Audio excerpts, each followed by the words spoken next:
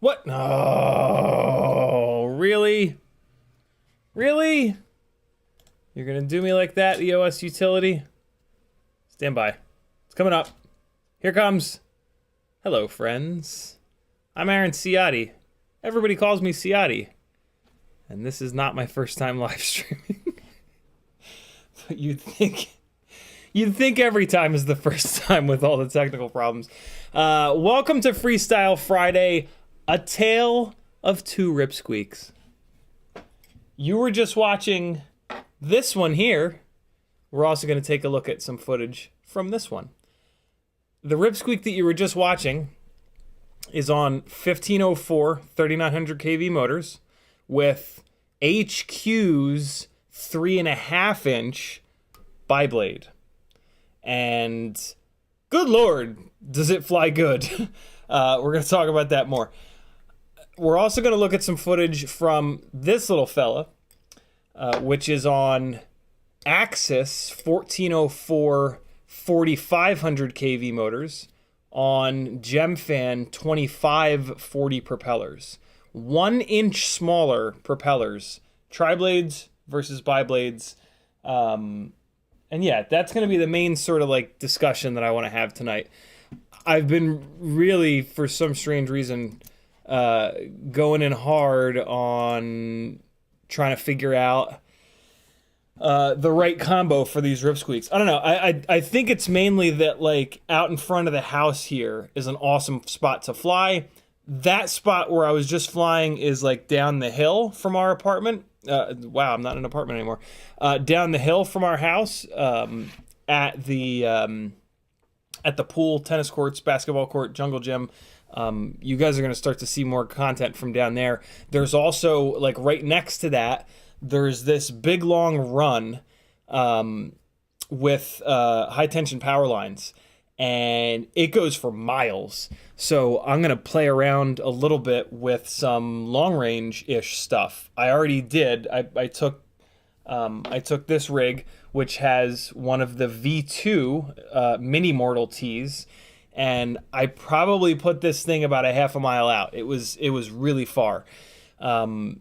And yeah, it was completely fine. I'm confident doing that because it's just a straight shot. Like, if it goes down, it's like, oh, let me go find it. Just walk straight, you know? Like, there's no, it's, you know, when they run the high tension power lines, they clear cut all the trees. So there's just a strip. And it's a great spot to test long range stuff. You're also, it's not like a super low noise floor environment, so your gear is going to get tested even harder, right? Like, it's not like you fly out over the ocean and it's like, yeah, great, I'm going to go farther than I've ever gone before. But if you then try to fly that same rig really far somewhere where there's houses and Wi-Fi and electrical interference and shit like that, it's not going to go nearly as far. So yeah, the strips of high tension power lines are really nice because they'll give you, like, they'll just sort of push the gear hard. And if it does fail safe, it'll fail safe a little bit less far, right? Like, if conditions are ideal, it's going to fail safe absolutely as far away as possible, and then it's just going to be a pain to go get it. So yeah, look out for that. Bob Noxus was first in the chat. Dusty Joe is next. Riot 9, Espander, Glenn Burnett, Tommy News, Fat Pastor, Ethan W, Paul McDonald, Tuner Taxi, Alec Dvornik, Tommy News again, Paul McDonald again, another trucking FPV channel, Espander, Paul McDonald, Steve E is in the house, June Loco, Northern Tier, CK, Bob Noxious, and Ram Donko. I think that's everybody. What's up, friends? Thanks for coming through. This is gonna be a fun one. This is gonna be a chill Friday. Let's just hang out, round out our week together. I got some new stuff for sale.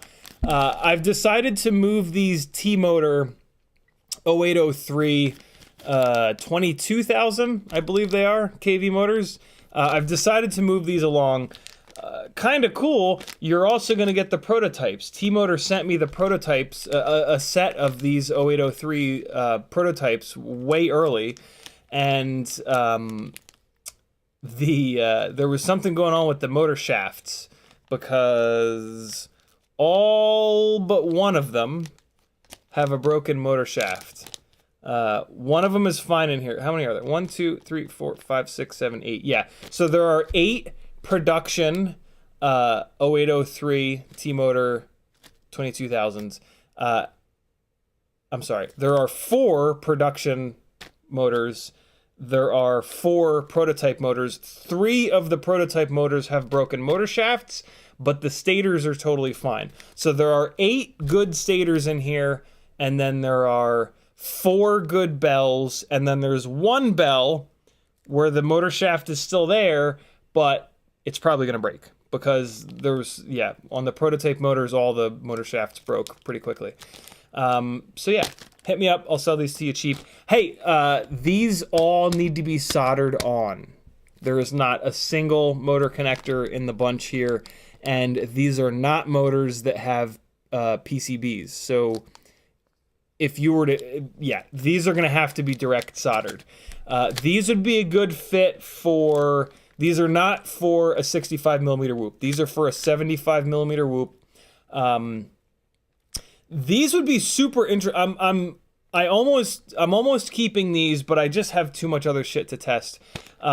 These would be really cool for a Tinylifter. These on like a 1S 450 or 550 on a NewbeeDrone rig, and you're gonna have to direct solder them anyway, would be an excellent 1S Tinylifter.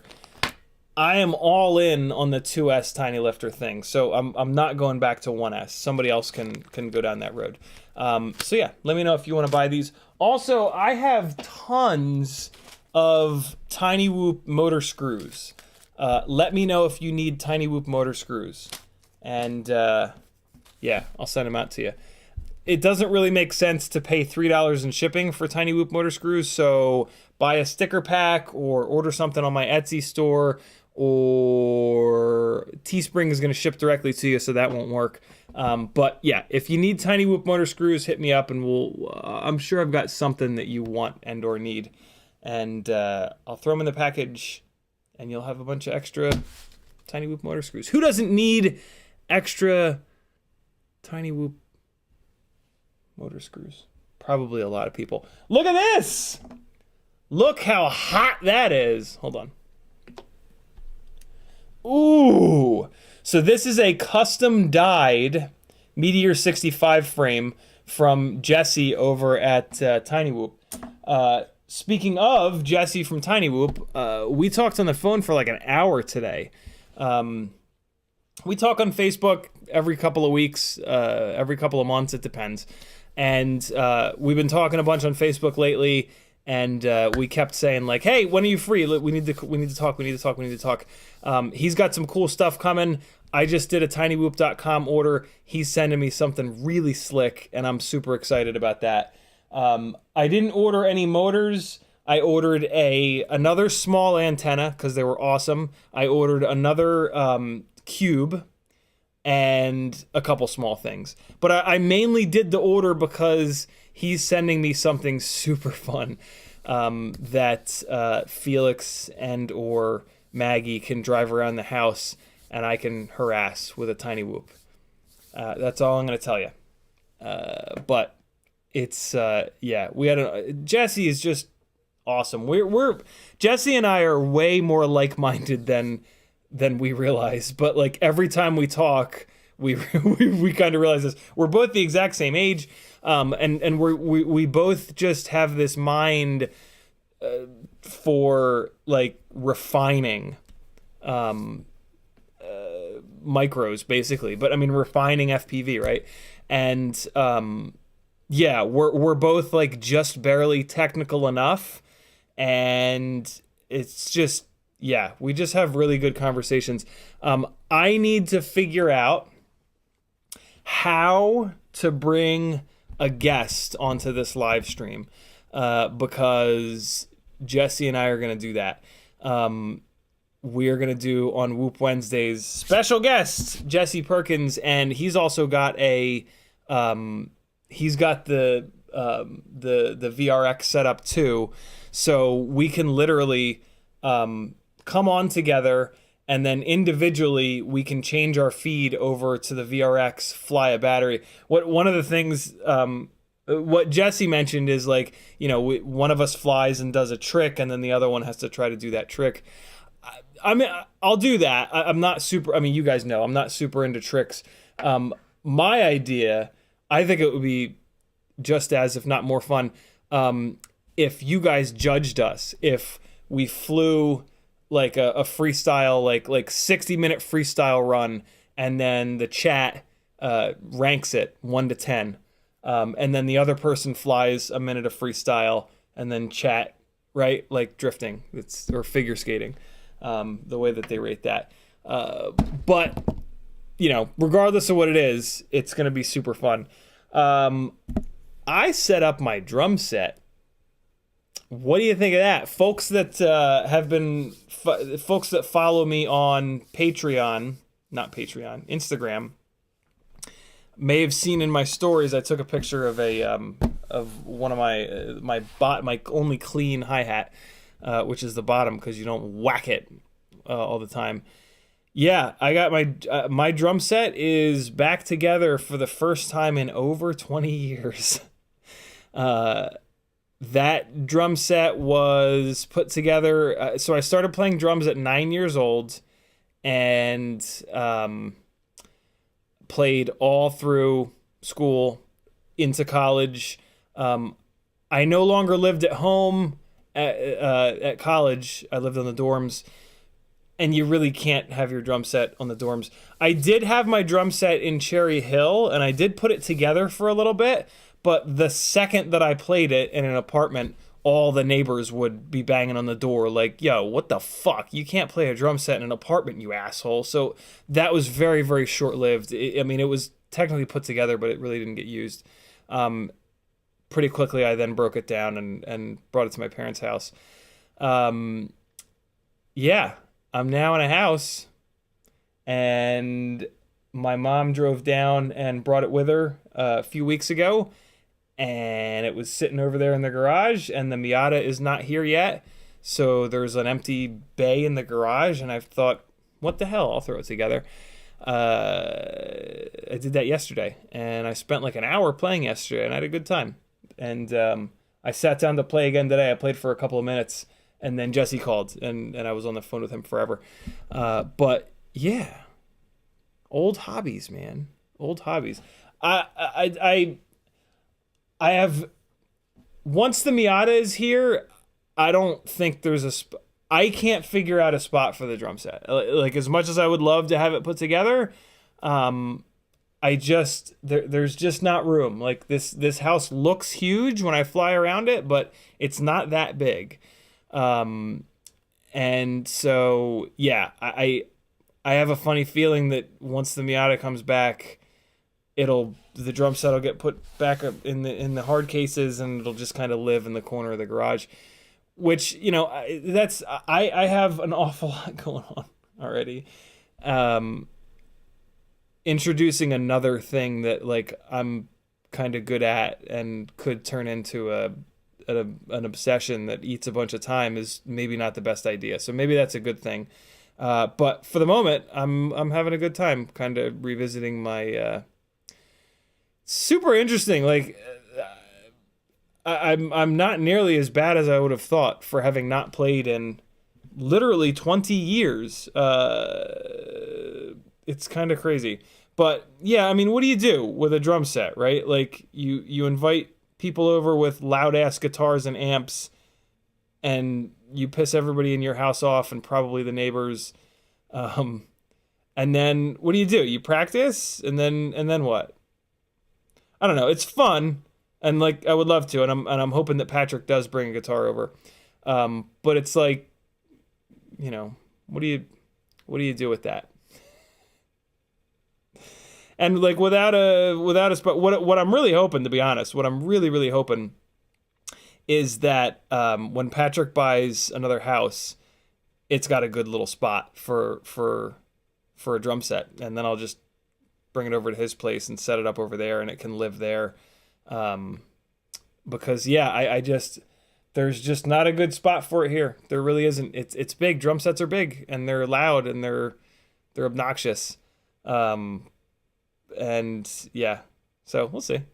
In the chat, if you want to talk directly to me, all you gotta do is type CiottiFPV. If you do that, it'll light up an orange, and I'll know that you're talking to me.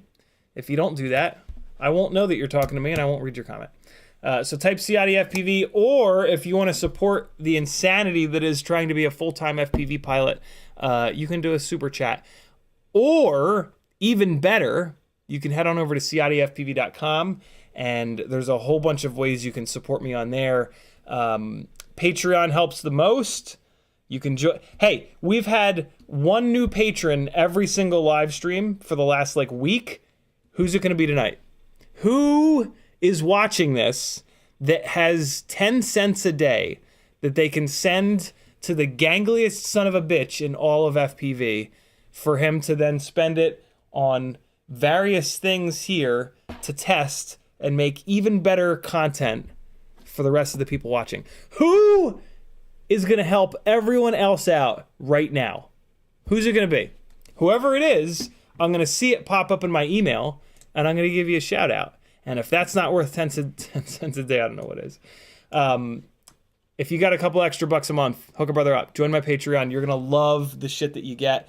ton of technical articles over there, actual notifications when I live stream, access to a YouTube playlist with like 90 something unreleased edits, half-ass edits, raw flights, Patreon only live streams that I've done, all kinds of good stuff.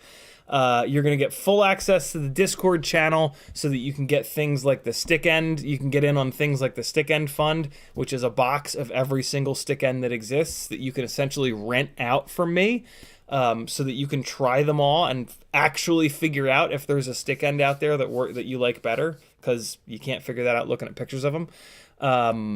Lots of good stuff going on. Video collective page, get your videos on live streams, every other giveaway thing. If you have more than 10 cents a day, you can do a tier that gets you in on the giveaways. I do giveaways every other Monday. So yeah, lots of different ways to play.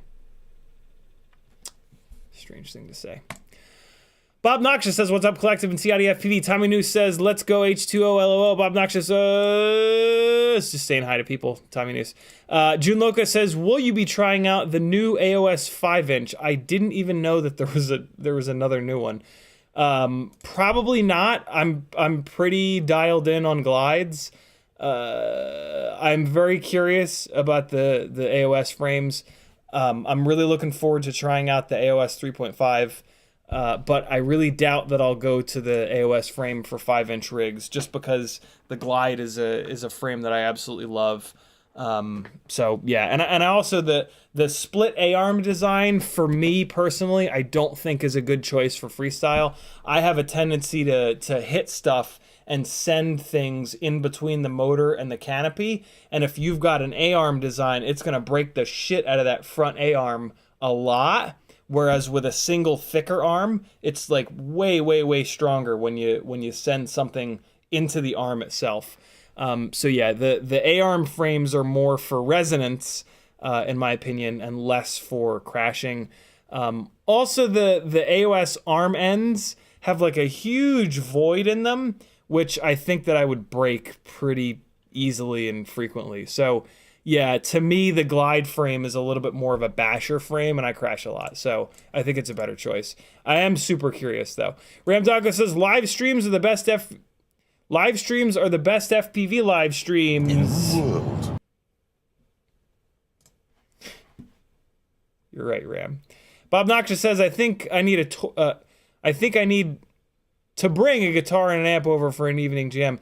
Anytime, brother. I would love to jam with you, man, for sure. I'll wear that t-shirt if I could find it. I gotta get rid of some t-shirts, man. I will that t-shirt, for example. I found it. I was like, oh, all excited. I wore it. It went in the wash. It got folded. I put it somewhere. I have no idea where it is. I lose t-shirts for like 6 months at a time because I just have too fucking many. I gotta thin the herd of my t-shirts so I can find some of the other ones. I've been trying to like give a bunch away. I have given a whole bunch of t-shirts away. Hey, Braden, if you're watching this, I need your address info. I messaged you over on Patreon, but I haven't heard back from you. You want to give away. I need your info. Look at your Patreon messages. Tommy News says, have you heard of the cross cart? I have not. What's that, Tommy? What's the cross cart? Dusty Joe says, what props for a 75mm Tinylifter 1103? Kind of depends, Dusty. I really like the biblades, the Gemfan biblades, but they're kind of noisy. So it depends. It also depends on the KV of those motors. You need a good amount of KV for those biblades. I mean, they're pretty inexpensive. I would buy the Gemfan biblades, the Gemfan triblades, maybe even the Gemfan quad blades, and just try them all. They all feel a little bit differently. The biblades are the lightest, so the PID loop will work the best. They're going to be the most efficient, but they're the noisiest. The tri-blades are a good, like, solid choice. And then the quad blades are kind of interesting. Hey, speaking of, if you're going to end up doing what the hell? If you're going to do the quad blades,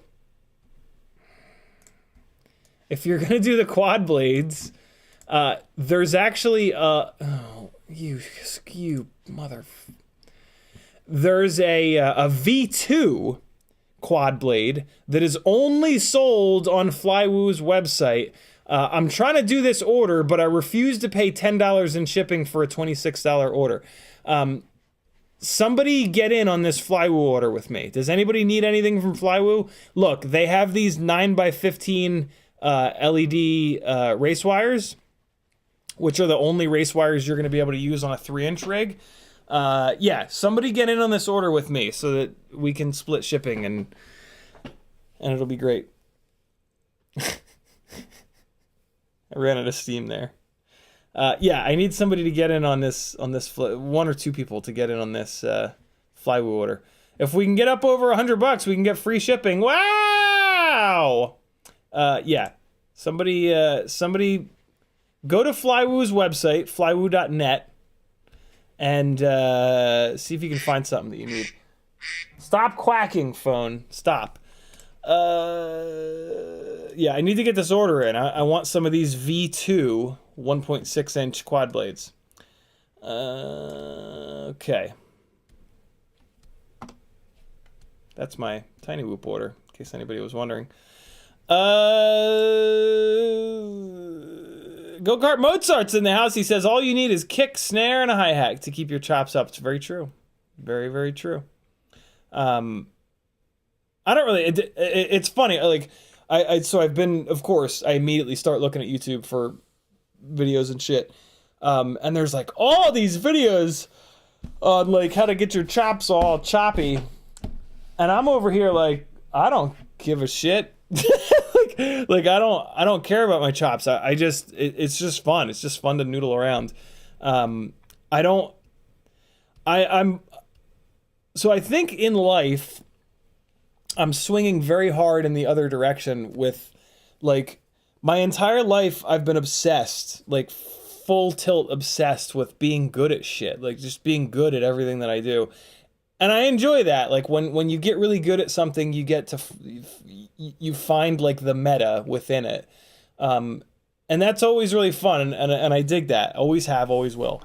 But it started with yoga. I decided with yoga that, like, I was not going to try to get good at it. I was just going to do it for the sake of doing it. And like when you do something a lot, you get good at it, like whether you like it or not. But like, yeah, I just decided to not make a specific effort to like get good at it. And it was great. I absolutely loved that.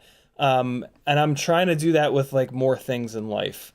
And yeah, I've realized that I'm going to do that with drumming. I'm not going to get obsessed with getting good at it. I'm just going to do it only for the enjoyment of it. If I stop enjoying it, I'm going to stop doing it. But I don't think that'll happen because I'm just going to like kind of chill with it. So yeah, it's kind of interesting. Like it's nice. It's kind of liberating. Like I'm not going to do drills. I'm not going to sit here with a practice pad doing paradiddles for 20 hours. Like I did when I was 9 and 10 and 11 years old. I just don't care about getting good at it. I'm just going to fuck around and find out. No. And Go-Kart. Oh, I got that. Bob Noxious says, what motors are you thinking for a 3.5-inch when you get to it? It depends on the whole build, Bob.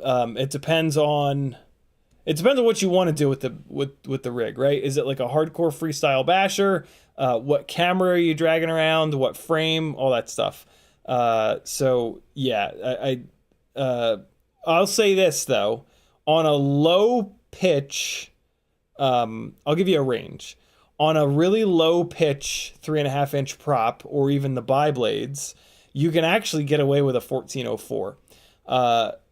This rig that there was some flight footage at the beginning of the stream is on 1504s, and they're awesome, but you can't get them anymore, so I'm not going to recommend those. Emax makes a 4000 kV 1306. That would be a great option. If you're going to get a 1404, the Axis 1404 is my favorite, 4500 kV. If you get the Emax 1306, get the 4000 kV. If you want to bump it up a little bit, you can go to a Toka 1505. That would be good. Highest KV that they've got. And you could go all the way up to the 3.5-inch prop selection is not great. You could technically go all the way up to an X-Nova 1804. That would be good as well. I wouldn't go beyond that. The 2004s are a little too big. That's more of a 4-inch prop. So anywhere from like the X-Nova 1804, which you're going to get from PyroDrone. They're the only place that has it. And they do have it in M5 variant or T-mount variant, which is pretty awesome. Toka 1505 is a great choice. Emax 1306 is your budget choice. Or if you want to do something super lightweight, long range-ish, 1404 will get the job done. So there's a bunch of different options. Matty O RC says, I will take some more t-shirts. Yeah, Matty O bought a bunch of that last block of t-shirts. I don't know if I did a pretty good job reducing the number of FPV t-shirts that I've got. At this point, I need to dig into like all of the car. I've got almost 20 years of car and Miata and Mustang related shirts, and those are gonna be the ones that go next. So they'll probably just get donated, to be honest, because I don't think any of you guys are gonna want random Miata and Mustang and autocross related t-shirts. But if you do, let me know. Tommy News says it's a street legal race car that you can build for next to nothing, powered by a motorcycle engine. Okay. Yeah, there's a lot of those. There's a lot of go-karts that are motorcycle engine powered. That shit's crazy. That's a whole other world that I can't. That's a rabbit hole I cannot go down. Go-Kart Mozart says, watching drummers on YouTube can be demoralizing when you see that an 8-year-old is better than I ever was or will be, LOL. Yeah, I'm staying away from that.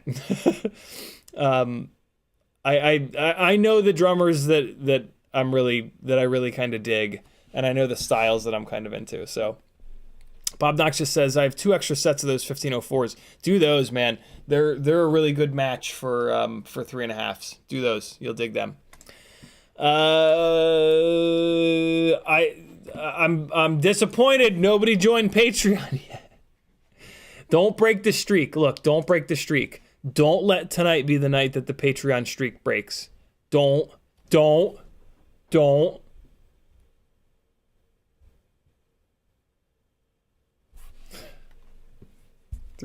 Join my Patreon, CiottiFPV.com, and you'll get a shout out.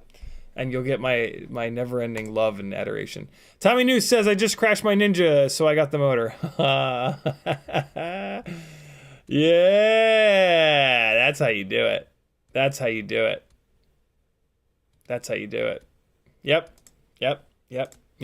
A Cable says, just made it home from work. Hello. What's up, brother?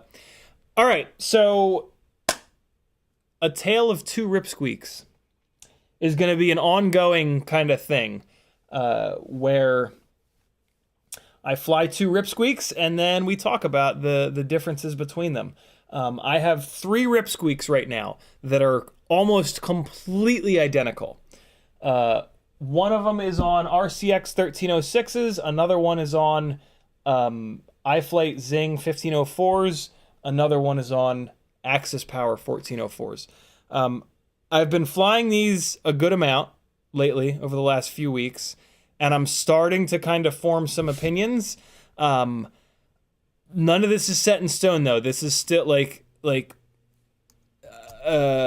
so for example, last week I got all hot on the 2.5-inch one with the 1404s, and then all of a sudden I flew the other ones on higher pitch props, and I was like, oh, I'm an idiot. I was thinking like this was the way forward, and now I'm like, ooh, I don't know. So yeah, keep that in mind. My opinions are gonna change more than likely. Paul McDonald says, if I join a second time from another account, can I get double entries? I'll never know about it, so yeah. Like, I just highlight the whole list and just dump you guys in. So technically speaking, if you wanted to get into the Tiny Whoop tier 10 times, you could join the Tiny Whoop tier with 10 different email addresses, and I would have no idea.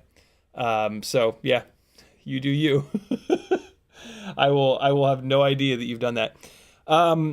all of these Ripsqueaks, just as a reminder, they've all got run cam hybrids as the FPV and 4K HD cameras, and then they've all got 20x20 stacks. Most of the stacks in them are slightly different. I don't think there's the same.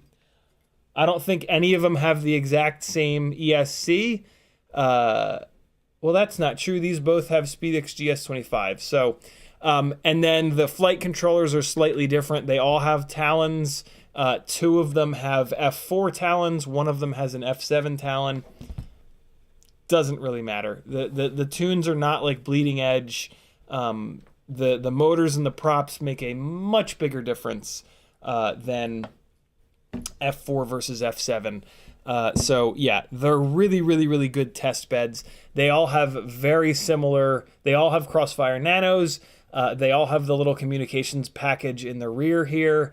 And then most of them have Ishin Nano V2 VTXs. So yeah, it's really nice to have these rigs be so similar, so that I can pretty accurately get some actual feedback from them to figure out, you know, what's the right motor and prop combo, essentially, is the big thing that I'm trying to figure out here.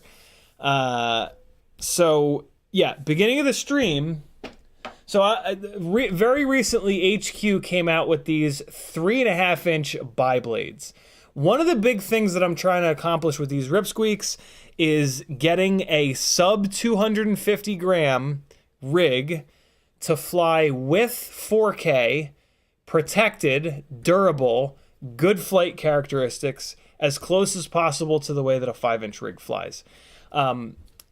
Biblades are kind of interesting because they're very slidey. And one of the big differences between micros and 5-inch rigs is the slidiness. 5-inch rigs are heavy, they have a lot of momentum. So when you generate a bunch of momentum in one direction, if you turn it, it kind of wants to keep sliding in that same direction. You got to really kind of dig it in to get it to change directions. Micros, because of how much lighter they are not like that. Like, you turn them and they just turn. So biblades are a way of getting some of that slidiness back, and also it seems to help with off-throttle throw, because as you could probably see by the video at the beginning of the live stream, I think this is as close to the 5-inch sort of flight experience that I've ever seen from a micro. But there's a cost to it. And the cost is going to be in durability. Biblades are a nightmare. So here's that battery again. Pay attention to like the amount of float. Pay attention to the amount of throw. Look at that throw. In fairness, this throw is nose down, so the idle throttle is pushing me. Now it's not. But like that, I've never experienced that amount of throw from a micro. We're off the throttle at the beginning of the tree, and it throws it like easily over that house. That was pretty shocking to get that. This battery just felt very comfortable. Also, kind of shocking, no jello. The sun is kind of starting to go down, but the sun was still pretty bright in the sky. And the tune is locked in. Like, look at that snap right there is a really good way to tune your eye gains. Basically, you're usually going to get a little bit of wobble there if your eye gains are too low. That's a really hard move for the movement for the PID loop to stabilize. That like full throttle, really hard snap, and then you go zero throttle really sharply. Usually you'll get like a little bobble in there, but biblades are nice and lightweight, and a lightweight propeller is going to allow the PID loop to work a lot better because your response times go down.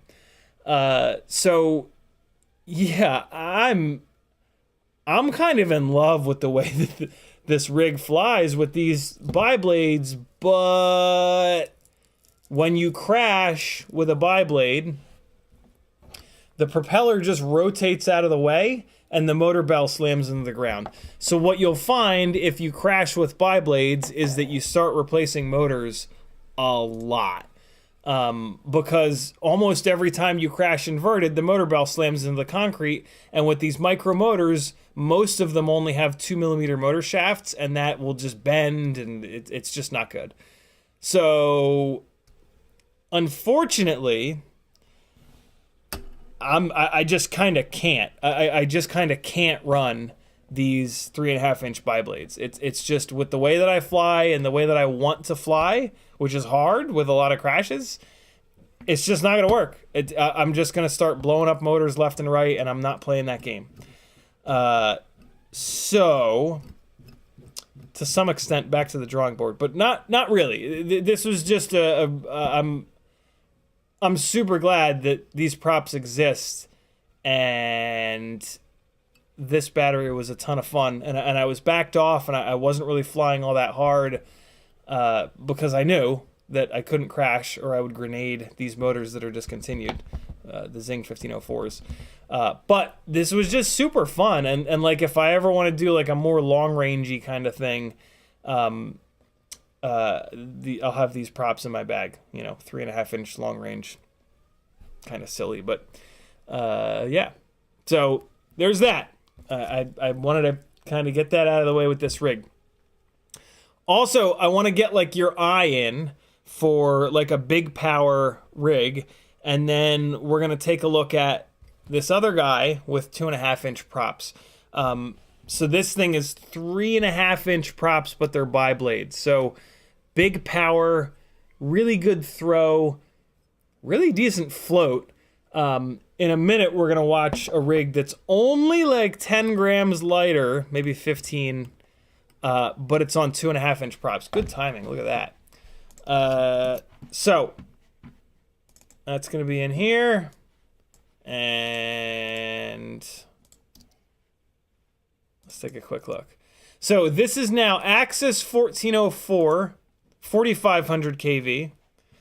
On 2.5-inch 2540 Gemfan props. So it's a more pitchy propeller. The HQ biblades are 2.2 pitch.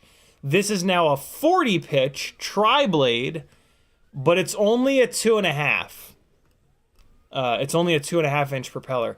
So more kV, 500 more kV, 600 more kV, but 2.5-inch versus 3.5-inch, and you can probably already see that there's a drastic difference in the amount of power that these two guys have. This rig that we're watching now has considerably less power. I was not full throttle just now to gain elevation like that. You'll know when I'm full throttle because it'll be like a little, throw. Like there, for example, that's a full throttle throw. One of the other things that I hope that you'll notice, because I think, I don't know, there you go. There's a nice little full throttle blip. I'm hoping that you'll notice that it kind of falls out of the sky quicker. The smaller propellers are a much smaller parachute, is how I usually describe them. Also, there's a little stream over here, which is kind of cool. I'm gonna do some cinewooping down the stream, get some cool cinematic stuff. Yeah. Again, the quest is to I'm fine with the smaller propellers because there's a chance the smaller propellers will give me more throw, but I'm not getting enough power out of the smaller propellers. I don't care about runtime. Runtime is of course going to be less on the smaller props. Look at that. All right, so there's a good example of the lack of power. Ready? I'm going to give you guys a little volume. If you're doing headphones or something, turn the volume down because this is just ear bleeding shit. Oh, well, no, you know what? I'll just leave it on the mic. All right, ready? Listen to how long I'm full throttle here. That is a huge, long, full throttle blast. And like, yeah, sure, I gained a bunch of altitude, but not as much altitude as I kind of should have. So yeah, that's the big problem I'm running into with the 2.5-inch props, is just I can't get enough RPM to get enough power out of them. So what? Oh, hey, this is also a 4S 550 mAh battery. These are batteries that Kebab had GNB make, and they are brilliant. This right here, this little rip around this playground is what interests me about the 2.5-inch props. They feel better when you're flying them smaller like this. And the fact that they come down, they don't float so much, like it just feels more natural. I don't know. So one of the things we're gonna do here tonight is move this 2.5-inch rig onto 2.5-inch arms to get the weight down a little bit. Since I can't get enough power out of these motors, I'm gonna try to bring the weight down. Unfortunately, by bringing the weight down, you lose a bunch of the momentum because you have less mass. So, I'm kind of going against myself here, but the other thing that I want from these shorter arms, right now the 2.5-inch rig has 3-inch arms, the shorter arms will be more durable.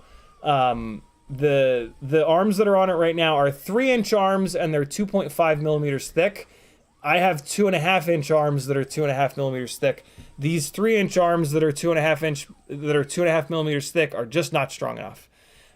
So yeah, hopefully I get some durability back from the 2.5-inch arms. And we're gonna put them on. They're gonna be a little bit lighter. And this is the kind of stuff that I want to do with this little 2.5. This like jungle gym bashing kind of shit. So we'll see. We'll see. But yeah, that is the crux of the tale of two. I don't think I used that word right just now, but of the tale of two Rip Squeaks. I had another battery on this rig. I forgot to push the stop button and I just unplugged the battery and I lost it, unfortunately. But yeah, that's what's going on with that. I completely forgot. You guys have been bugging me to build one of these for about 6 months. Look what I built, yo! I built the best description of this that I've ever heard is it's a garden ripper. This is a NewbeeDrone Acrobee on their toothpick frame. And then these are the NewbeeDrone Flow.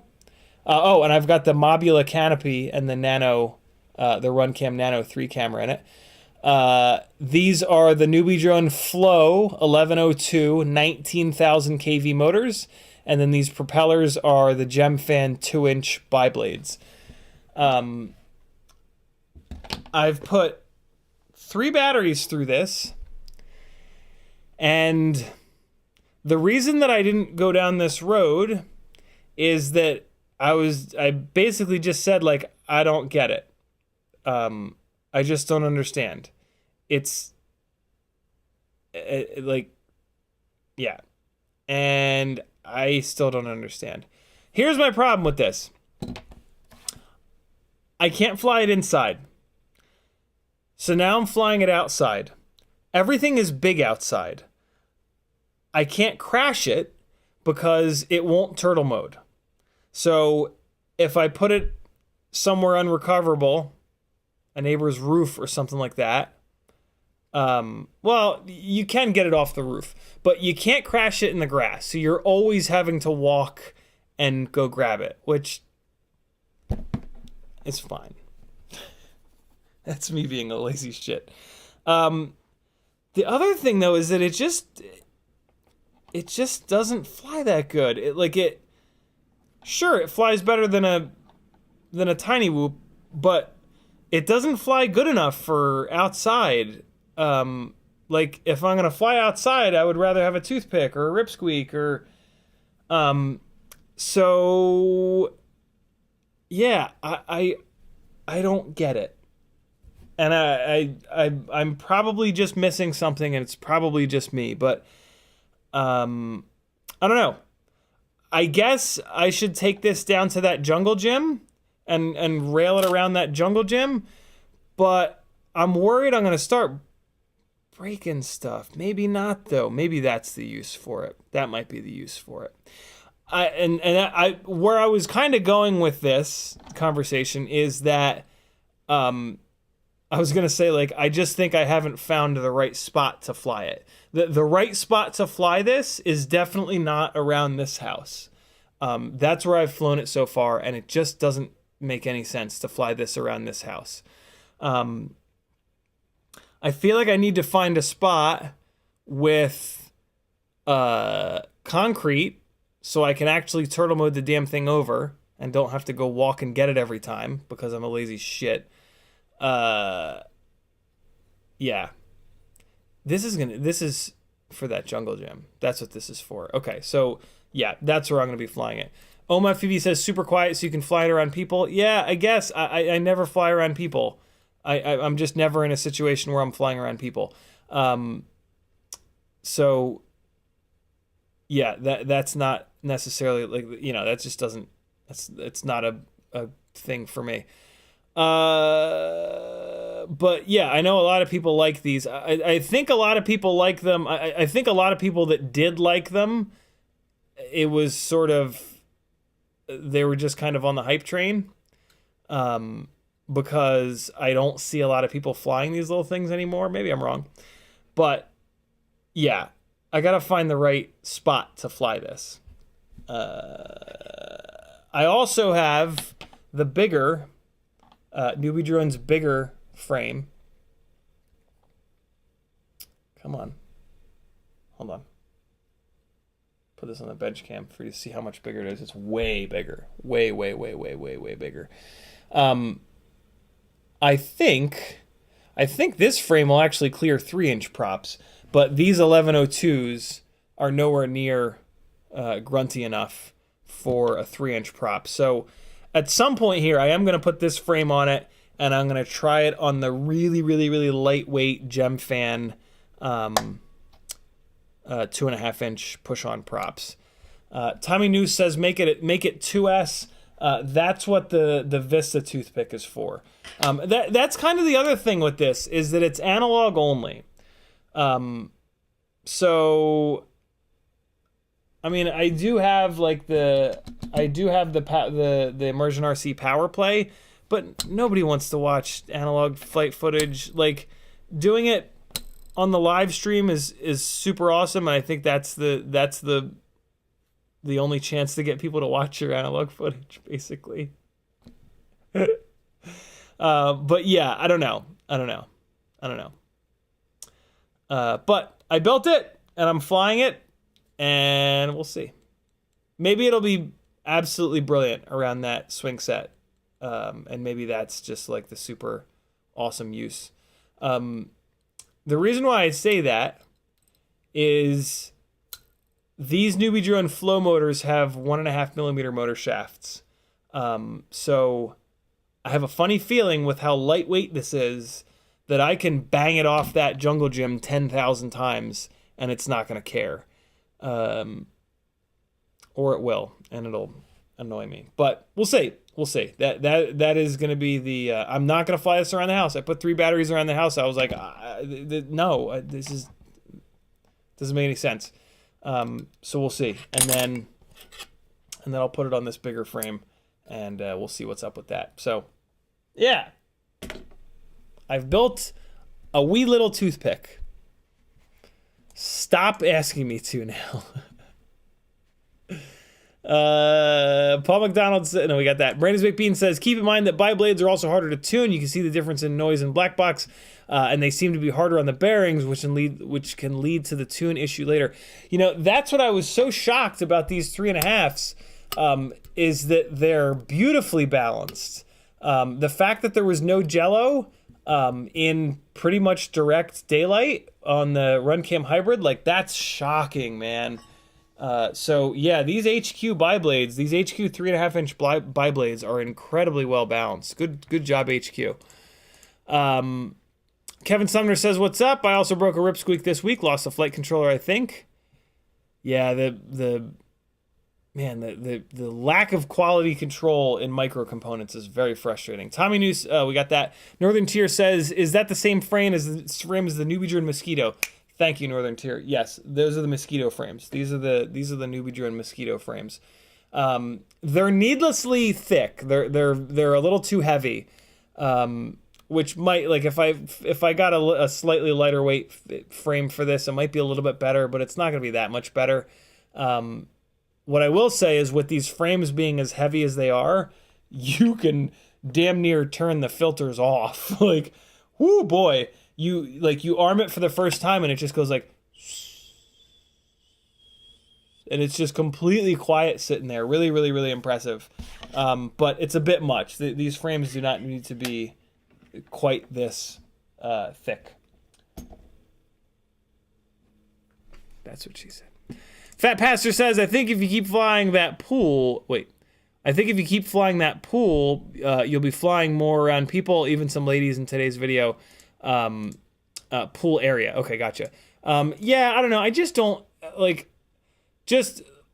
I just don't, like, if I see people, I'm like, nope, I just go somewhere else. Because, like, I don't know. I just don't, like, some people are cool with it, but then I just don't want to get into a situation with these asshole people. They're like, you spying on me? Like, I'm done with that. Like, I'm so fucking sick of people thinking that I give a shit about them. Like, no one cares about you. No one on this earth cares about you. There's like 10 people in the whole world that actually care about you, and strangers are not one of those 10 people. Like, I don't get why everyone thinks that the whole world is spying on them. No one gives a fuck about you. And, like, if you're not doing anything illegal, just shut up. Like, no one cares about you. And if you're doing something illegal, you should be fucking spied on because you're doing illegal shit. Like, don't do illegal shit. The solution is to not do illegal shit. The solution is not to ban drones and all this nonsense. The solution is to stop doing sketchy shit. Do legal things and shut the fuck up.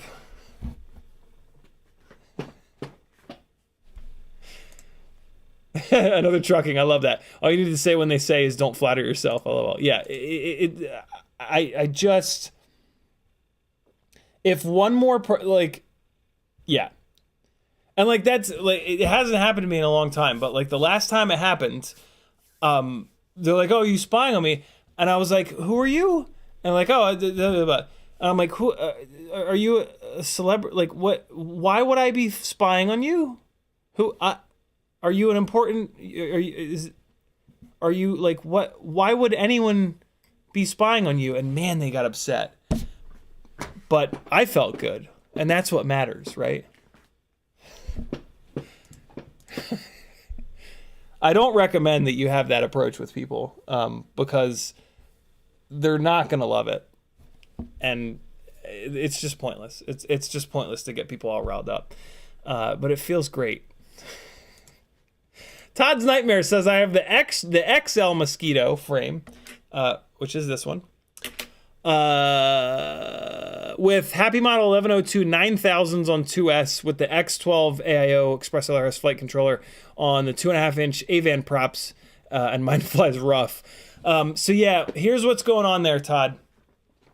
The 1102s, an 1102 motor is nowhere near enough stator volume for a 2.5-inch tri-blade. I don't even think it's going to be enough stator volume for a 2.5-inch biblade. But if you switch that rig over to a biblade, it's going to be way better, because a biblade is going to be much lighter weight. So that when a rig flies rough, I mean, it's open to interpretation, right? Like, everybody's idea of what rough means is a little bit different. But when you've got a rig that, like, you start pushing the PIDs up above stock and it's still like wobbly and loose and shit, basically what's going on is you've got a mechanical system that's not working. You've got typically a motor that does not have enough grunt, enough power to control the weight of the bell and the propeller. And that's what you've almost certainly got going on with that rig. The fact that you're on 2S is actually really good. That's a big help. 2S is just in the same way that like 6S versus 4S, like 2S is much more powerful even with the same KV. So you're on 9,000 KV. These little guys are 18,000 or maybe even 19,000 kV, whatever. So you and I have the same amount of RPM that we're able to get from our motors and voltage combination. But you're on 2S, and 2S just has a real big advantage over 1S. But you've then got a really, really, really heavy propeller on there. So first thing you want to do is go down to the Gemfan 2.5-inch biblades, which are just push-on. They don't have any T-mount holes at all. That'll make a huge difference. What you might as well do while you're at it is snag a set of these Gemfan 2-inch biblades and try these as well. They probably won't make as much power as you want them to, but what it'll do for you is it'll give you an even lighter weight, I think. This is actually a really good test. Thank you for leaving that comment, brother. This is a great conversation, and it's something that, like, people just don't understand, and I find myself explaining this a lot, and it's really important. And this is also one of the ways that you can, like, not tune. If you're terrified of tuning, like a lot of people are, this is basically mechanical tuning. I actually have a set of those 2.5-inch Avans right here that we can weigh. All right, so I got a set of these, and now I'm going to grab a set of the 2-inch biblades. Yep, here we go with these. And then I should have the Gemfan. Here they are. Yep. And here's the Gemfan 2.5-inch biblades that you want. 65 millimeter S 1.5 mil hub by 2. This is what you want. These are what you want. This is what they look like. You should be able to get them everywhere. Let's take a look at these prop weights. This is great, man. Great comment. All right, so I'm gonna weigh that. My scale is not super sensitive, so I like to weigh 4 props at a time. 4 of the admittedly awesome Emax Avan Rush 2.5-inch triblades, 5.3 grams for 4 of them. 4 of these Gemfan 2.5-inch biblades. 2, 3, 4. Jesus. 1.7 grams. These things are thin. They're very thin. But that's what you want. That's what you want on these little lightweight rigs. Wow, that's wild. I don't think these 2-inch props are going to be any lighter than that. 1.7 grams for 4 of them. My God. 4 of the Gemfan 2-inch biblades. These Gemfan 2-inch biblades are brilliant, by the way. Brilliant, brilliant, brilliant. So we went from 1.7 grams for the 2.5-inch. Wow, they're heavier. That's ridiculous. 2.2 grams. Jesus. Between 2.2 and 2.3 grams, it keeps bouncing back and forth. That's outrageous.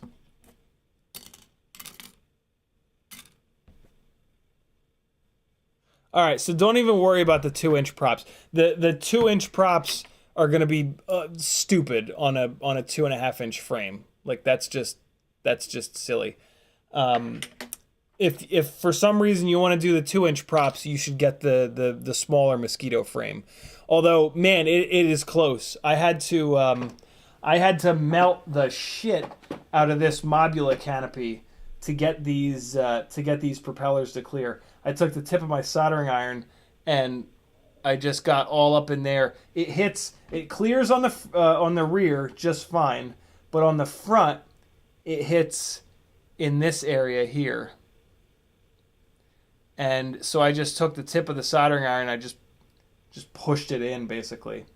The camera refuses to focus because Logitech is the actual devil, the literal devil. But yeah, it's all melted up in here just to kind of push it in a little bit. But I did push it in enough for it to now clear. Although this one is starting to kind of rub ever so slightly. But I'm gonna have it off of this frame pretty soon, I think. So I'll be moving on to the XL frame with these 2.5-inch props. So all that being said, these props are much flimsier. Like these, if you're gonna bash the shit out of it, these 2-inch biblades are probably a better bet because they're really strong. These 2.5-inch props are gonna perform a lot better. You're gonna get a lot more thrust, but they are gonna be a little bit more fragile. So maybe snag a set of the 2-inch biblades. What the hell? The props are cheap. Buy all the props. It's the biggest. They change the way that your rigs fly more than anything else that you can do. So it makes sense to try a lot of different props because you'll find one that you absolutely love.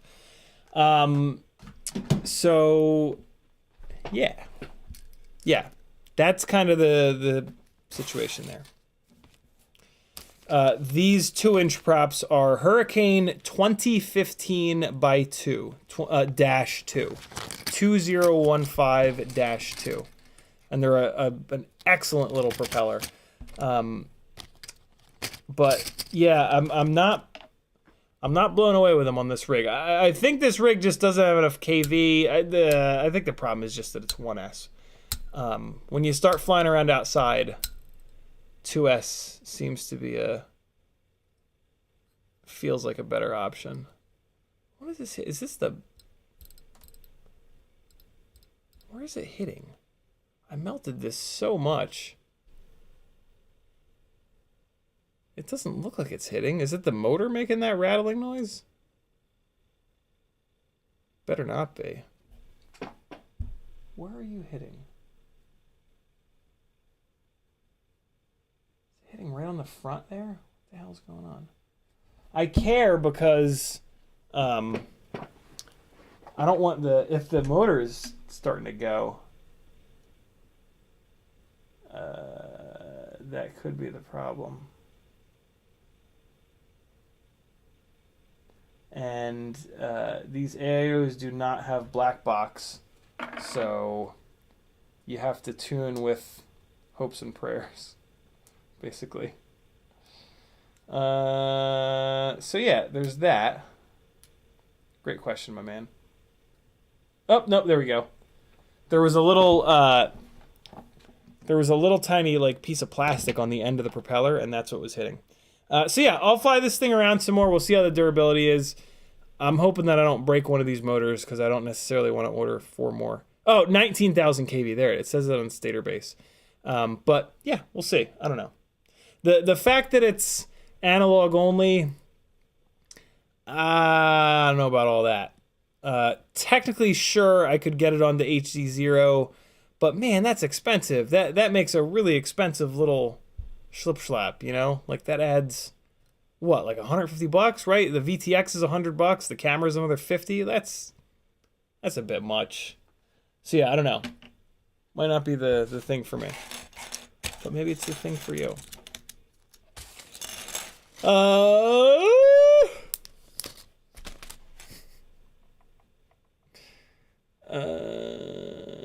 Stevie says, did you get the HDZero rig flying? I did. On Whoop Wednesday, we were flying around the house. We took a look at some DVR. I might actually put it up in the air in a minute here. Back up in the air in a minute, because I now have the Gemfan triblades on it, and I did a little bit more tuning with it. I haven't flown it since. Stevie says, hey, where can we find tiny loop screws? For me, especially the super tiny ones securing the board VTX canopy to the injection molded frame hardware pack somewhere. Ooh, those are harder to find. I actually don't know where to find those, Steve. But tiny whoop motor screws, I have an absolute ton of. So yeah, if you need tiny whoop motor screws, let me know. I have a billion of them.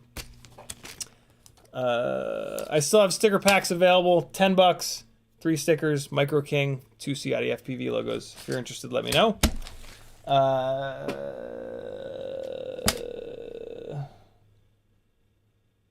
right. get these out of here. I'm actually going to put these aside. I'm going to put these with the other frame. I'm really looking forward to getting this build into that 2.5-inch frame, the XL frame, with those push-on props, because I think it's going to perform really, really, really well. But in its current form, I do want to bang it into that jungle gym a little bit and see what happens. These are tiny whoop props. Let's put them down here.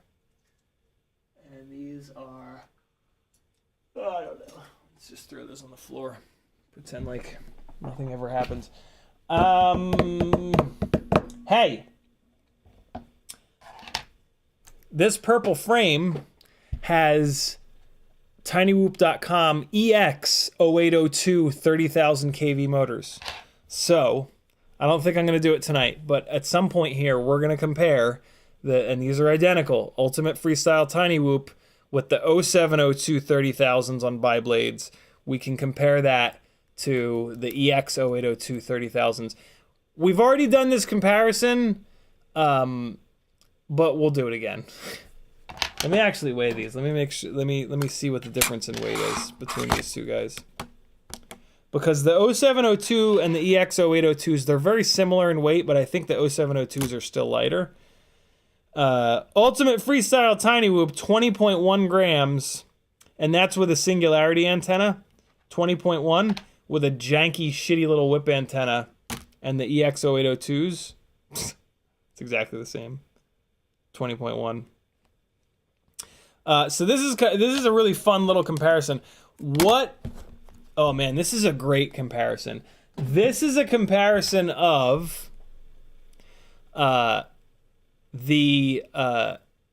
whether or not these biblades, these Gemfan biblades, are maxed out on the 0702s or not.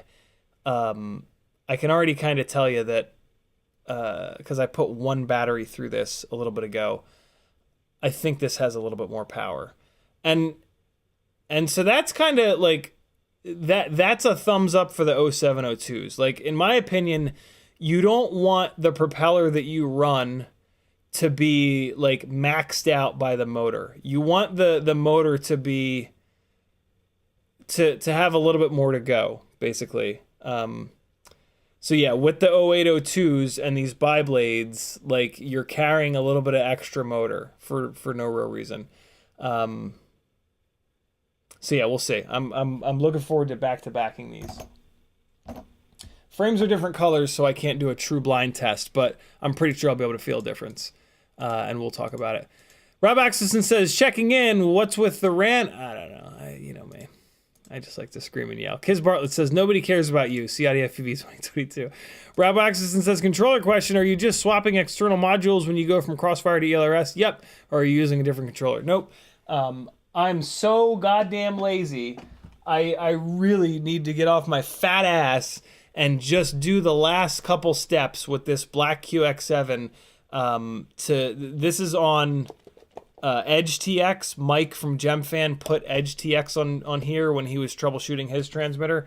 All I need to do is get a couple of models set up on here, and then this can become the forever Crossfire transmitter. And I won't have to constantly kick my my modules in and out when I go from Express LRS to Crossfire. Also, this is a black radio for the black module. That was not by accident. And then I made my my ELRS module white for the white transmitter. But yeah, I have not taken a minute to set models up in that. I've not even seen Edge TX yet. Mike put it on there and I haven't even looked at it, so I don't even know if there's anything different about it. But I'm sure it would take me all of like 15 or 20 minutes to get that black transmitter up and running. I just haven't done it. There's, this transmitter I've had for almost 6 years, so it's got like all kinds of weird shit in the menus and like behind the scenes that I set up forever ago that I kind of take for granted. And so, yeah, it's just going to take me a little bit of time to kind of switch over. But I need to do it because it's just stupid to keep swapping the modules out and over and over and over and over and over again. And, yeah. I also want to play around with Edge TX, although it's just all the stuff with Edge TX is behind the scenes. Todd's Nightmare says, thanks for your advice. I'll try biblades. You're going to like them. Todd's Nightmare also says, I've got HQ 65 millimeter biblades that look close. Yep, those will work. Those will work. The Gemfans are going to be a little bit better, but those will at least give you a feel. Kevin Sumner's in the house. He says HDZero Whoop Light kit with the small light camera is $100 on CiottiFPV. Ah, very cool. Still a lot. That's still an awful lot of money. Fat Pastor saying the same thing. 661 says RDQ has Whoop flight controller mount kit. NewbeeDrone is the only place to get the M1.4. Ah, nice. Thank you, 661. There you go, Steve. There's your answer. Steady Eddie says the HD is $100 together, not 150. If that matters, the 4.5 grams is the real problem. Like this little guy with 4.5 extra grams. Although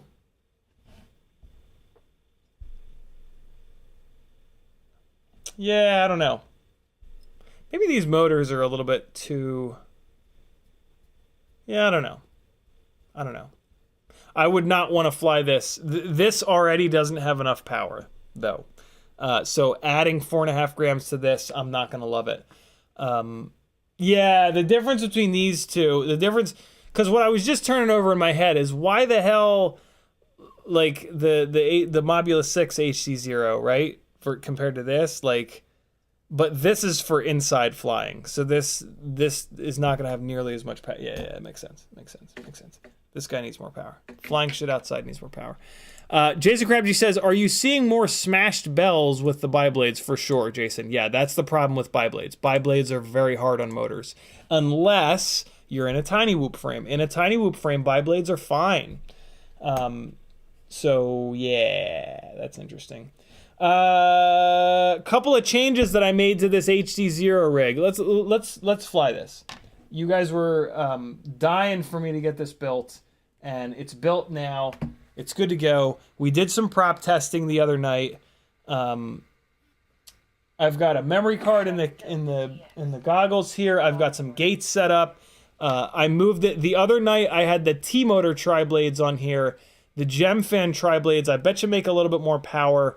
I have a bunch of batteries charged. I did some tuning on this, and I put a small antenna in here, a Tiny Whoop True RC collaboration small circular polarized antenna. So I'm gonna fly this upstairs, and we'll see how the breakup is. I also figured out how to get into the menu of the goggles. Hey! I need your guys' help. I cannot get 4x3. Is there? I feel like I remember someone saying a while ago that HD3 goggles with HDZero won't do 4x3. I seem to be locked into 16x9. Can anybody confirm that for me? Yeah, it's pretty much confirmed by the fact that I changed all the settings and it won't work. But in the camera menu, when I go into the camera menu on here with the stick commands, and I go to the 4x3 versus 16x9 thing, I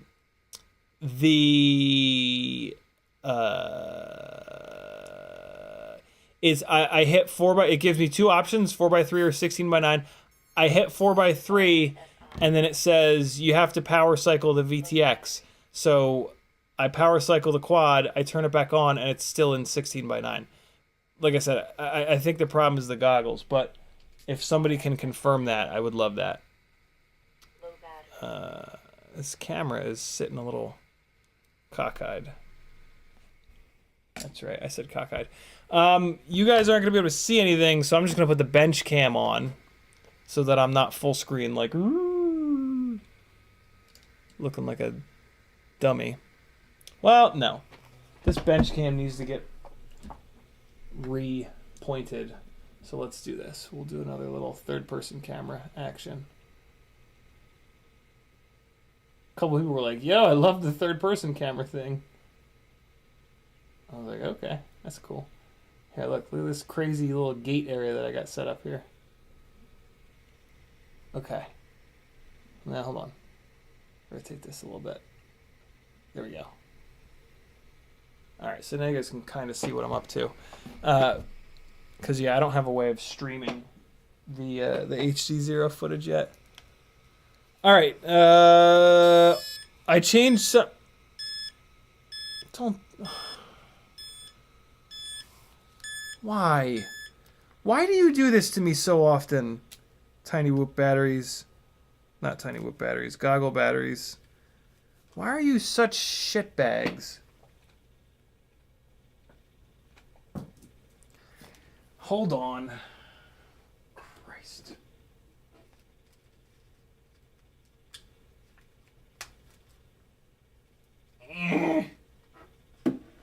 Starting to learn some things about HDZero. I spent some time farting around the internet last night because I was trying to figure out why I can't get the damn thing to go into 4x3.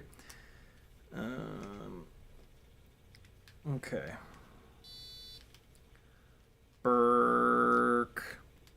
You bloody Burk! Don't you fucking dare. I know that this battery is fully charged. I know it. Fuck you!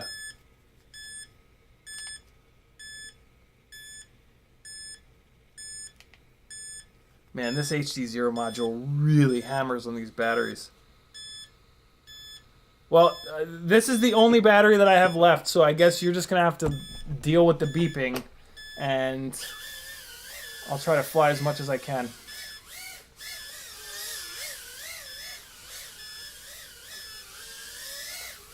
Well, I'll say this. I feel like it is better on the... Oh, boy. I feel like it is better on the Gemfan triblades. Oh, boy. The tune is not... the tune is definitely better, but it still needs... It still needs some love. Yeah, no. This thing is still... I mean, it's definitely better right now than it was. But... Yeah, so an example of that is I was able to actually turtle mode it. On Whoop Wednesday, we couldn't even turtle mode the damn thing over. Oh, fart. Come on. Oh, come on. There we go. You can only turtle mode it from the rear, though. Which I'm kind of used to because the Tinylifters are just like that. They're the same way. Yeah, it still cannot recover from dives worth a good goddamn now. Oh, yikes. But the tune's a little bit better, and that's a definite improvement. I'm not even going to bother to go upstairs with it. Battery's dead anyway. Man, this is a freshly charged battery, and it just got eaten up in a minute and 20. Yikes. Alright, enough. My God, shut up. Let me get the recording stopped here. And come on, stop recording. There we go. My God, shut up. Woo! Man. Alright. Let me get this goggle battery off of here. And we'll put it on the charger. And hey, public service announcement. If you bought HDZero and they gave you the little XT60 to barrel plug thing, don't use it. There's a lot of people that have had them fail. Don't use it for unrecoverable flying in the house, whatever. The whole half of the point of that battery was to fly it upstairs and see if the small antenna gave a little bit better signal. But I guess the goggle battery is taking such a dump that it wouldn't be really fair to do that. Anyway, so let's pull the memory card, and you guys can at least see the tune. I also changed, I set it to no OSD on the DVR. And yeah, I'm gonna take a look. 661 says, I really hope it's already on a 48K. Oh, you know, I did not, I don't think I put this thing into, did I put it on the Bluejay? Let's listen. Let's listen. Come on. No, it's not on Bluejay. Okay. So yeah, maybe it's still on 24K. Happy Model's been pretty good about keeping their stuff on 48K though. I'm actually kind of surprised that it's not on Bluejay. Let's see though. All right, that's back on the charger. Let me do that. Tune's definitely better, but it's just running out of power. And it's got one of the weirdest filter setups that I've ever seen, which I put into the Tiny Whoop and Toothpick Discord, and Brandon's Baked Beans replied, but I didn't see him reply. Really? You guys are going to break the streak? Nobody's going to join the Patreon tonight? You're going to break the streak? You're going to let the streak end? Really? Really? Shame. Shame, shame, shame, shame, shame, shame. ESC-configurator.com. And let's put power to the ESC. Don't fall. And we're going to connect. And we're going to read settings. Yeah, it's on BLHES. Look at that. 16.8. All right, cool. So let's get this. We're going to hit flash all ESCs. Take it to Bluejay. Version 0.16. PWM 48. Flash. And let's just get this plugged in real quick to keep it cool. The HDZero stuff gets hot. Good lord. Good lord. I thought I accidentally unplugged it while it was trying to update. I was like, oh fuck, I just bricked it. All right, so we got some airflow going now. I think I just heard Maggie get home. That's pretty awesome. Tuner Taxi says DVR and the Shark Bite module is trash in my opinion. Really? Is there a different DVR? Okay, let me get caught up on chat here while this is going. Where the hell was I? Oh god, it's done already. Beacon delay, change that to 2 minutes. Brake on stop, turn that on. Beep and beacon strength, turn that up. Tiny whoops are very quiet. And I'm going to leave the startup powers alone. They've been pretty good. I haven't had much of a problem. And then click right settings. There we go. That's a better sound. That's what we want to hear. None of that old school BL Heli nonsense. All right, so that's looking good.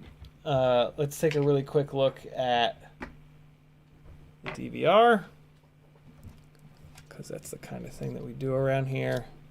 Round these parts. What time is it? 8:32. You guys got 28 minutes before it's drugs time with Bot Grinder. Okay, so here's what we just did. Here's what just happened in the goggles, my friends. I also changed it to be .movs instead of that weird .ts format.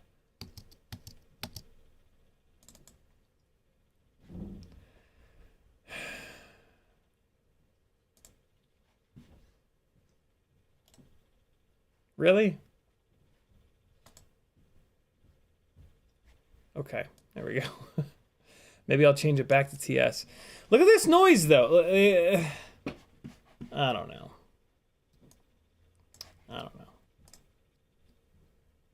Why is it so noisy?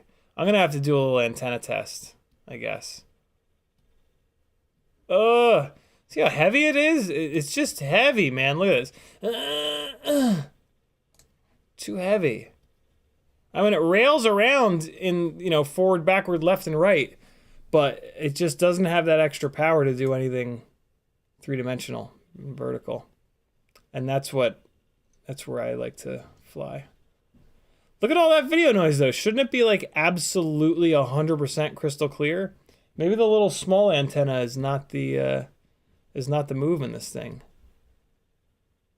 I'll have to do a little antenna testing. Maybe this coming Whoop Wednesday. We'll play with the motors, play with the antenna. It's pretty noisy.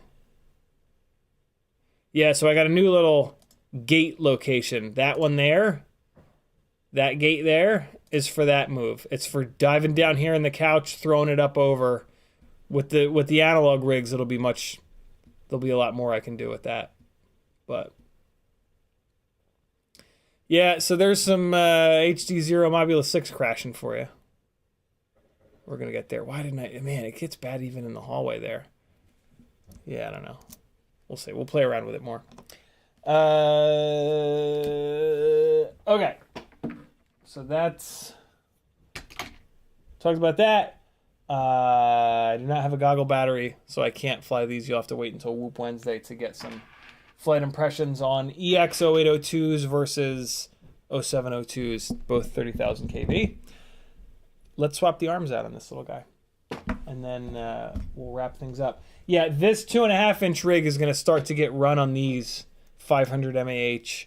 I'm really impressed by these batteries. I turned on the bench cam and I held these batteries under where it should be, but instead there is no bench cam because I pointed it at the room. Let's fix that. Hold on, I do also need to get caught up on chat though, so let me pull the chat over here. And okay, Juju says, what do you think about a 4-inch freestyle drone or a 6-inch one? Would they be good or just bad? There really is no such thing as good or bad. There's just different. 4-inch, like what most people do, and you don't have to do this, but this is just what most people do. And this is my preferred method of building a rig. Is to look at, the first thing you look at is what your payload is going to be. Typically, your payload is just your camera. Most FPV drones are they're just built around the camera. So you take a look at your payload. If your payload is really heavy, you need to go to a bigger propeller. I mean, you don't need to, but you should. If your payload is a little bit lighter, you can get away with a smaller propeller. So let's talk about 4-inch first. 4-inch, in terms of payload, 4-inch is going to do a really good job at carrying. Wow, this mat is so much smaller that it's like not even all the way in the frame. And there's like white table sticking out. That's kind of annoying. I can just keep lowering it though, and it'll just, hold on. All right, so if I do that, I can then tilt this camera up a little bit. Looks kind of silly, but whatever. Yeah, so for 4-inch rigs, the payload that they can kind of comfortably carry to give you a similar flight experience to 5-inch freestyle is anywhere from like 40 to 60 grams. 5-inch rigs have been optimized over the last almost decade to carry 80 to 130 gram payloads, because that's what GoPros weigh. That's what the GoPro Session initially weighed, and then nowadays the GoPro Heroes are up in the 120, 130 gram range. So there's that. 80 to 120 grams. So you scale that down when you hit 4-inch, and now we're talking about a rig that is kind of set up to carry, that's going to be really comfortable carrying slightly less, right? Like 70 would be absolute max, but realistically, because we don't have as good of a selection in motors or propellers with 4-inch versus 5-inch, realistically, 40 to 60 grams is the correct payload for a 4-inch rig. There really aren't any 40 to 60 gram cameras out there. So 4-inch is not a very popular propeller size because of that. It just doesn't make sense. There's not the right. It's not the right tool for the job, because there's not a job that makes sense. The job is the weight is the 40 to 60 gram camera. 6-inch is, so then you blow those numbers up. 6-inch is going to be good for carrying a camera that's anywhere from like 120 grams to, I would guess, like 160 grams. And there kind of aren't. There really aren't any cameras that are of that weight. What I will say is that a lot of people build 5-inch rigs like needlessly heavy, 750, 800, 850 grams. At that all-up weight, 6-inch actually starts to make some sense. So if you are not interested in building a 5-inch rig at the lighter weights, 600, 650, 700 grams all up, then yeah, I mean, I would look at 5.5-inch first before 6-inch, because the other problem that 6-inch runs into is the propeller manufacturers have put most of their R&D into 5-inch props. So things like the resonance of the propeller, it's one of the things that's magic about 5-inch is that the material that our propellers are made out of, the specific polycarbonate, it works really well at a maximum of 5 inches.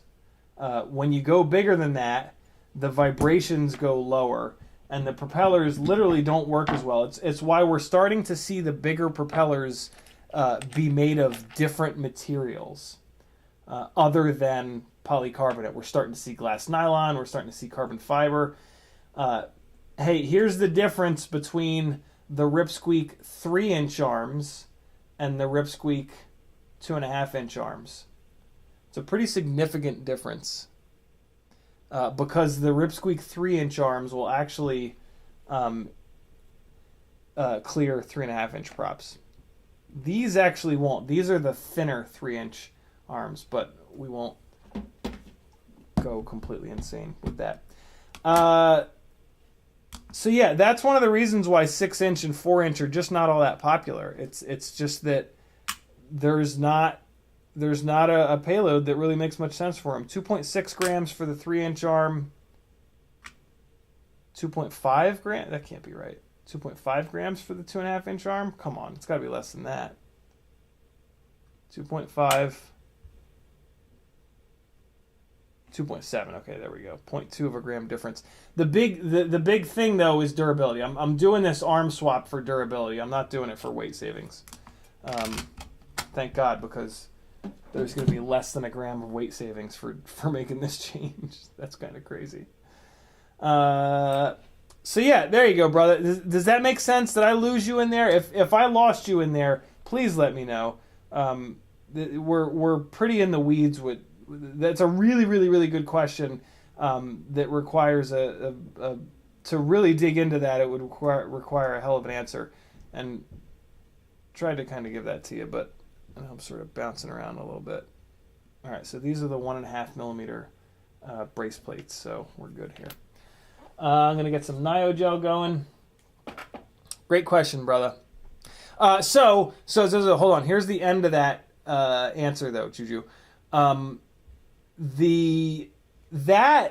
of that I just talked about, that is all assuming that you want to do like hardcore freestyle stuff. If you don't, then it becomes even more confusing because like if you're looking to do like long range stuff, well, now 4-inch can potentially make a little bit more sense, because 4-inch is going to long range a lot better than 3.5-inch, because the bigger the propeller, the more efficient that it is.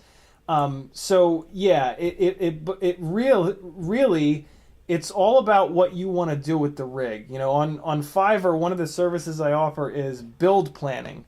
And this is a perfect example of why that is my most popular Fiverr thing that I do. There's a lot that goes into, and there's a lot of decisions that you need to make, and they all make a huge difference. Like a rig that is properly spec'd out is going to fly so much better than one that's just built with like hype train parts without any thought given to how it's going to be flown, where it's going to be flown, what the payload's going to be, all these different things.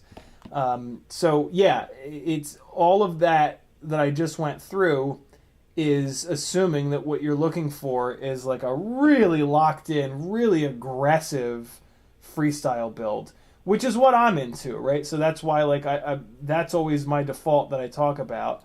But if that's not you, then you gotta take some of what I just told you with a grain of salt. Because when we start talking about like long range is the easiest example, a lot of that stuff kind of goes out the window because those guys have a much different payload, right? They almost don't have a payload. The payload is the whole rig because the whole point is just to go as far as possible. Although some of those guys run HD cameras, right? So you could still be in a similar situation, but yeah. There's a lot that goes into picking the right rig, and that's one of the things I really love about this hobby is that like it's an incredible engineering challenge that really just never gets old. Great question, brother. Michael D says, for a Tiny Whoop screw kit, what about the Flywoo M2 hardware pack? I don't think that kit is going to have any screws that we can use on Tiny Whoops. Tiny Whoops use smaller than M2 screws in most locations. 6x1 says, first set of 702s are out for delivery for today. Can't wait to get home and check them out. I got the Weebly Bleeders, 26,500. Very cool. You're going to love them, brother. There's a weird thing in the carbon here. What the hell is this? There's like it looks like it's a raised spot in the carbon, and I can't have that because of the way that these arms lock together. So I need to deal with this. Let me look at it with the 5X loop to see if it's raised or if it's recessed. Nah, it is raised. Yeah, I gotta get this off of here. Otherwise, these arms aren't going to lock up properly. Hold on. It's so small that there's absolutely no chance of me showing you what it looks like on the camera, so I'm just going to deal with it, and then it'll be dealt with. I don't know what the hell it is. It's just like a little booger in the carbon fiber. Using these really fine-tipped tweezers to try to just knock it out of there. But it's kind of being stubborn, if I'm honest. Let's see, I think I might have gotten it.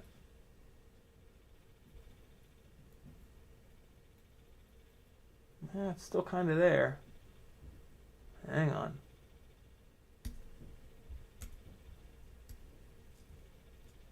Come on. Get out of there. Get out of there. Come on. Get. All right, there we go. Yeah, it's nice and flat. All right, cool. Let me try something. I've been meaning to try this. This speaker's here. If I just take this and go like that, will that get me when I'm over here? Yeah, it will. Okay, so that's what I'm going to have to do. That's what I'm going to have to do. And then I'll put another... Yeah, all right. So that's a good way of getting my face in the little thingy. Let's get these arms in here.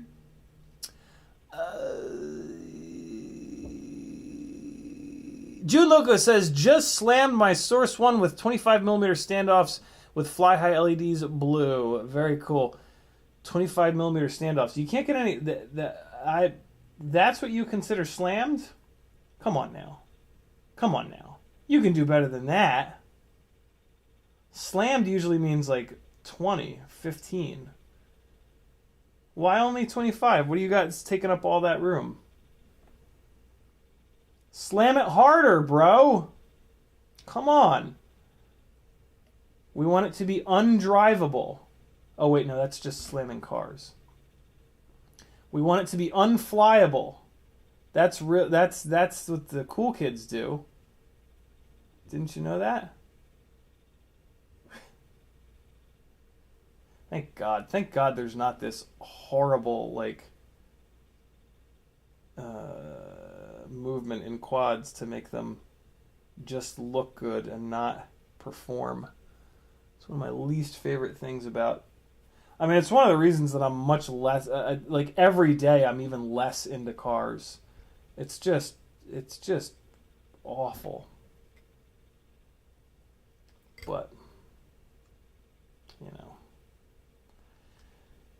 And now we've got the intersection shutdown shit that's going on. It's really bad. It's a really bad time to be into cars. It's a shame. It's a great time to be into sim racing, though. Good Lord, is it a great time to be into sim racing. The tech is here. There's a lot of good games out. I mean, can't really call them games, though. They're simulators. Come on. Hold on. Hold on, please. Stop it. Get on there. Come on, please. Just, can't you? There we go. All right. These arms are a little tricky to put on here. Just the way that it mounts. It's a little bit of a juggling act. Anybody that has a Rip Squeak will know what I mean. Anybody that doesn't will be like, what are you talking about? It's fucking arms. Take my word for it. Just trust me. I'm a paid actor. Michael D says, nope, we got that one. 661 says, so for 0702 26 5000, should I run biblades or triblades? I ordered both. Biblades. 0702s are out of their depth on triblades. They really come alive on biblades. It's one of the reasons why I keep recommending the highest KV possible for 0702s, because you're locked into biblades with those motors. The 0802s are what you want for a triblade. But yeah, 0702 is just enough stator volume for the biblades. On the Happy Model, oh shit,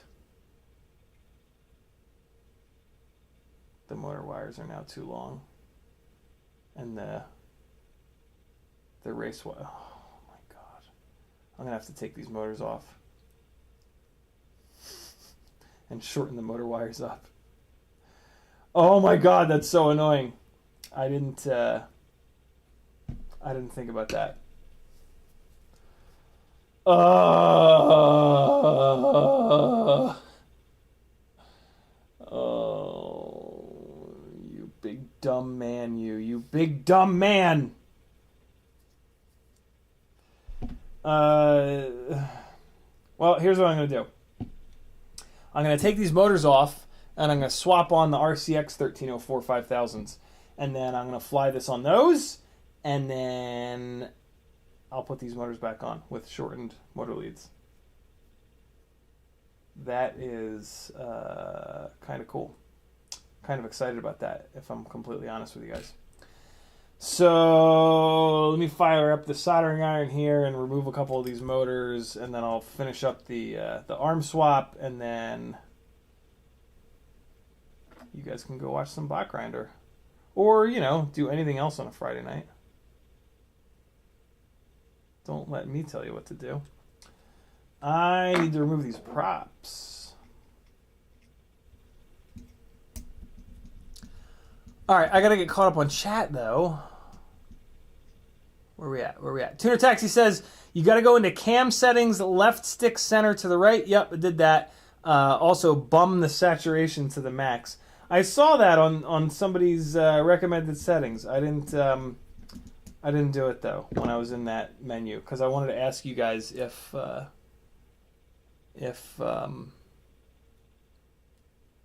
yeah. Fat Pastor says if I could get 4x3 going. Fat Pastor says my HDO2's 4x3 is just a matter of changing from HD to AV. What does that mean? What does HD to AV mean? I don't understand that.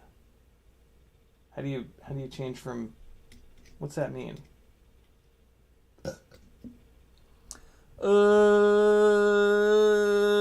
Jason Crabtree says, is there an LED in that thing, or is it just the studio lights and the frame lighting up? Yeah, just the studio lights.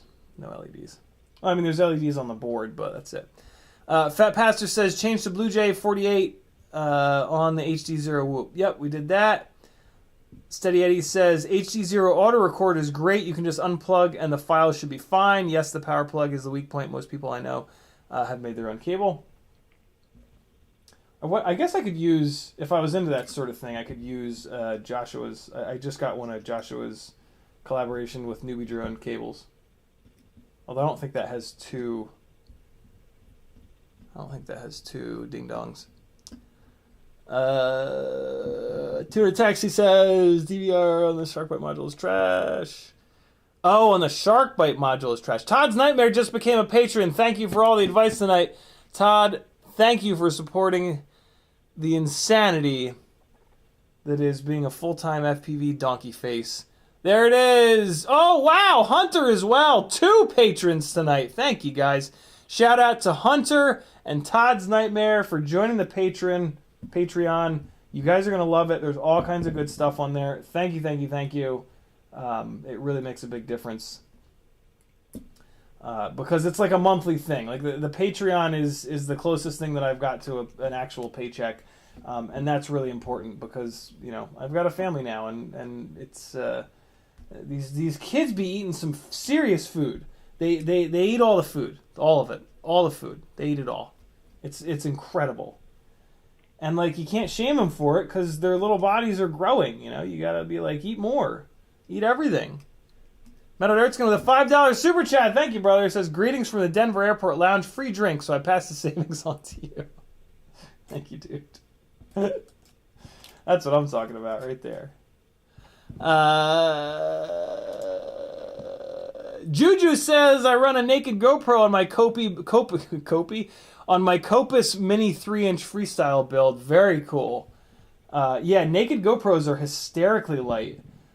You can pick them up with 3-inch rigs pretty comfortably. Wild stuff. All right, let's get one of these motors. Oh, I got the temperature turned way down. I got the temperature turned down to 300 degrees on the soldering iron because I was using it to melt the plastic canopy. Let's bung it back up to 700. Tuner Taxi, do you watch BBC? Is that why you said bung? They say that in that context. They bung things.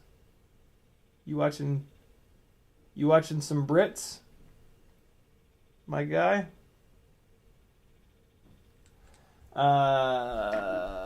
Michael D says, We Bleed has the Beta FPV screws and rubber damper set. 40 screws, 60 rubber dampeners. I love that set. Those rubber grommets that come in that set are awesome. Juju says, I'm probably either going to make a 6-inch quad or get the Darwin FPV 7-inch, which is $170. Jesus. $170 for a 7-inch rig? What the fuck? How? That's insane. What are you doing with it, Juju? Like, what's the point of the rig? It's always the first thing I do in those Fiverr build planning sessions is like, hey, talk to me about, like, what are you doing? You making cinematic footage? You just having some fun? Are you doing search and rescue? Tell me. I hate when I do that. I lose a grip on the wire while I'm waiting for the solder to cool down. All right, there we go. One motor off.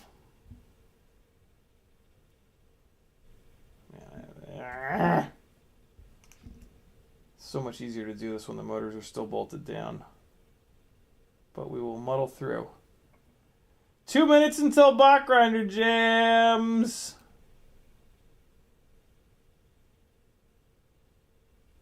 Oh, god damn it. It also fires molten solder everywhere, so it's like real bad. This brand new mat is now covered in solder splatter. Jesus Christ. That's scary. Alright. There's some more here. Gross. Okay. Let's get these other two motors desoldered, and I'm going to swap these front arms off the stream. I'm actually kind of glad this happened because a couple of these race wires, one of the three from the race wire LED to the ESC is ever so slightly too short, so the race wire kind of hangs off the arm. So this is kind of good. I'm going to replace those wires so that the race wires will sit properly on the arms again. Silly little thing, but a thing nonetheless. And there we have it! Motor number 2 has been removed. There's only one motor left. It's motor number 4. And in just a moment, it'll be free from its shackles. I don't know why I'm cleaning up the soldered bits of these motor wires. I'm gonna need to shorten the damn things anyway. Get off of there. There we go. All right, we good.